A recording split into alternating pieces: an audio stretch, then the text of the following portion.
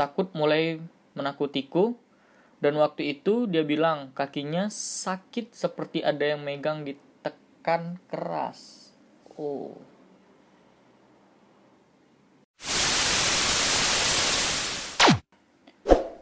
Halo, kembali lagi di Mistis Gunung. Kali ini bakal cerita tentang pendakian menuju puncak Natas Angin yang termasuk di Pegunungan Muria di Kudus, daerah Kudus. Jadi langsung aja tanpa berlama-lama, kita langsung aja langsung aja ke cerita pendakian mistis kali ini.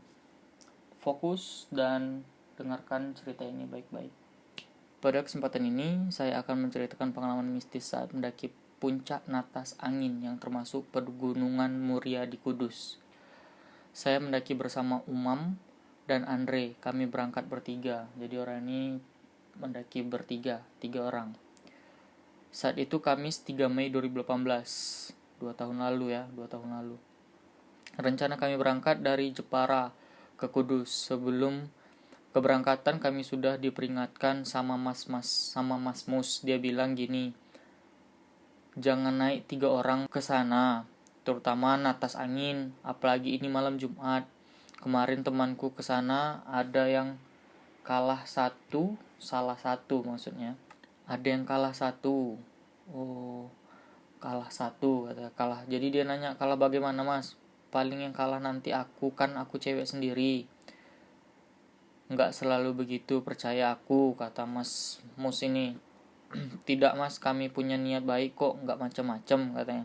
Sebenarnya saya tidak pernah percaya mendaki ganjil genap, tetapi setelah itu agak was-was antara berangkat atau tidak. Jadi memang gimana ya, di mana-mana mitosnya itu sering sih, mungkin teman-teman sering dengar juga para pendaki, kalau untuk daki gunung itu sebisa mungkin itu genap, jangan ganjil, katanya mitosnya. Kalau ganjil itu tidak baik atau bagaimana itu nggak tahu sih. Itu dari saya SMA mulai saya mendaki juga si Bayak itu katanya tuh emang kayak gitu, nggak boleh lah untuk mendaki ganjil, kata kayak gitu.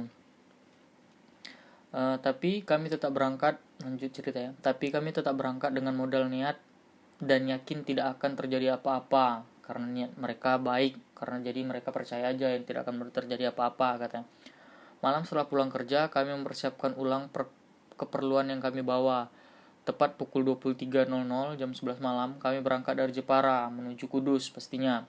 Parah, setelah sampai parkiran hanya ada beberapa motor saja, dan itu malam Jumat, katanya. Kalau untuk mau mendaki malam Jumat ya. Oke, kami tetap yakin bakal nemuin pendaki lain di atas. Kami istirahat dulu di rumah yang dijadikan tempat parkiran motor. Di sini kami hanya bayar biaya parkir motor saja, nggak ada SIM-SIM atau apalah. Mungkin ya gunung yang belum terlalu di itulah mungkin ya. Pukul 1 pagi kami mulai pendakian. Kenapa ya daerah sana tuh banyak banget pendaki? Kalian juga mungkin pada makin sering banget daki malam. Ini mereka jam 1 malam loh mulai pendakian.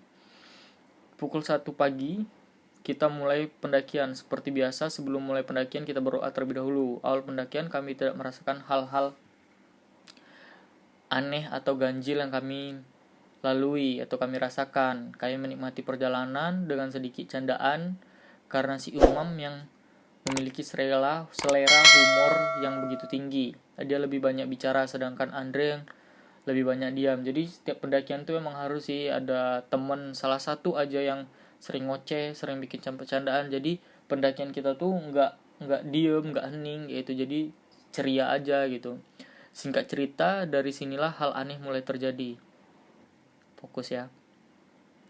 Tiba-tiba senter yang dibawa Umam redup, padahal baru dicas, dan ini pasti posisi jam 1 lebih ya. Dan benar saja, di perjalanan kami sama sekali tidak menjumpai pendaki lain. Saya yang merasa kelelahan meminta istirahat sebentar. Kami mulai melanjutkan perjalanan, tapi hanya berjalan beberapa langkah, tiba-tiba saya merasakan ketakutan. Spontan saya langsung berhenti dan menatap Umam. Umam melihatnya dengan tatapan penasaran, dan Andre tidak tahu soal ini. Dia yang paling kecil di antara kami bertiga, dan kita memang tidak ingin dia tahu masalah ini.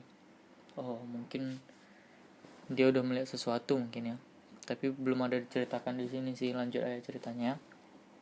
Kami berjalan lagi, namun seperti ada yang menunggu kami di atas. Wow. Dan hanya saja saya yang merasakan. Saya pura-pura minta istirahat. Oh, berarti mungkin dia ini juga punya kelebihan mungkin ya. Kami ketika kami istirahat, sosok itu seperti menghilang. Oh. Setelah yakin keadaan sudah normal, kami melanjutkan perjalanan, dan lagi baru beberapa langkah sosok itu kembali menunggu kami di atas. Entah apa, tapi pikiranku seperti kakek-kakek di sana. Sudah tidak beres, saya langsung minta turun. Awalnya Umam tidak percaya, tapi WMS. Andre juga setuju untuk turun waktu itu juga.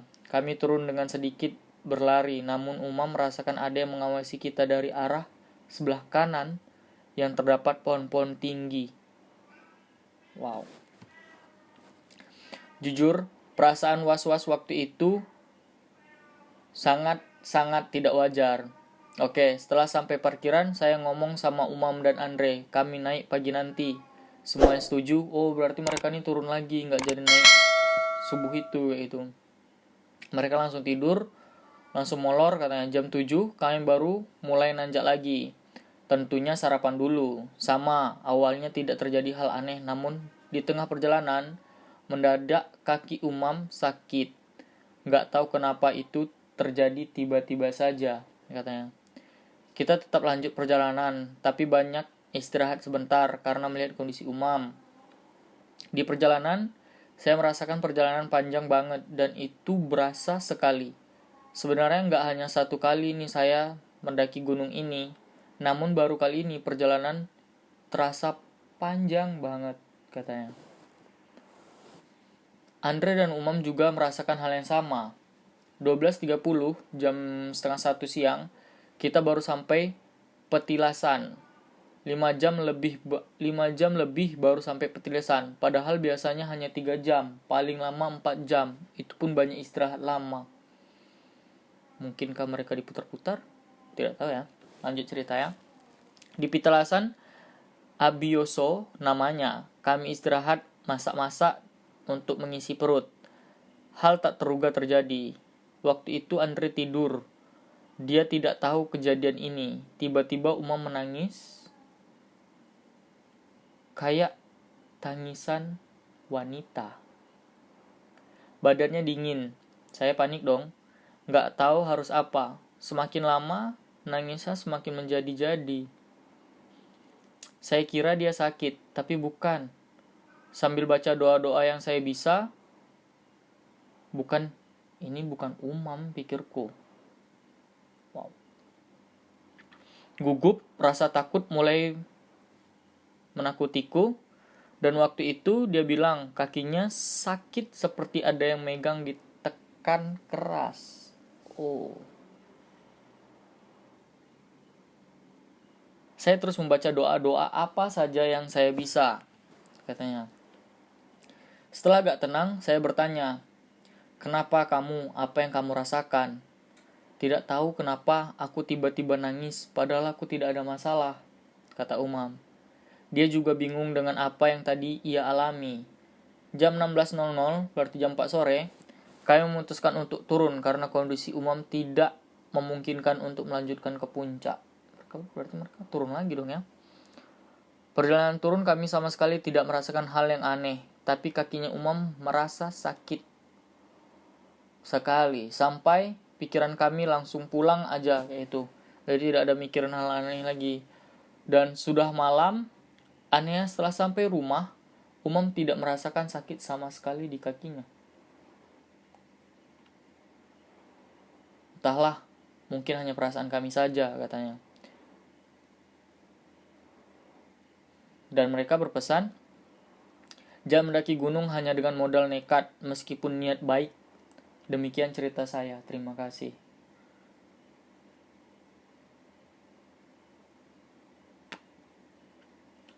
Jadi ya kalau menurut dari saya pribadi sih ini ceritanya nih ini mereka udah mendaki gagal, turun lagi gagal, dan awal pendakian juga itu udah dibilang jangan mendaki 3 orang.